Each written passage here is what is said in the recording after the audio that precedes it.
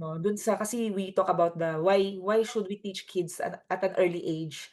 Yung sinabi mo kanina na you see your ka-age na mas nakaka-invest, siguro mas aware sila, mas maaga nila natutunan yung Yes. money matters. So, they will be ahead of their peers, 'di ba, 'pag nandun na sila sa working stage, parang ganyan. Yes.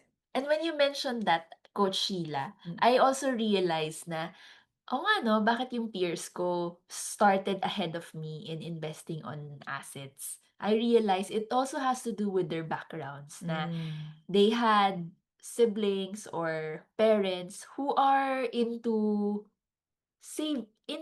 ano, good money habits.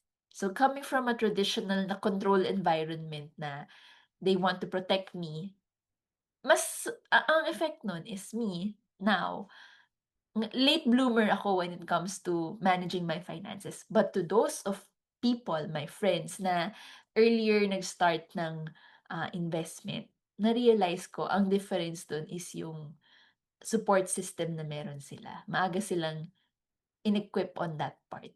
that's nice, oo. Tsaka I can also see young entrepreneurs, 'di ba? Mm. They have the confidence to really invest or take risk, as you Yes. mentioned kanina, take risk in terms of investing and doing businesses.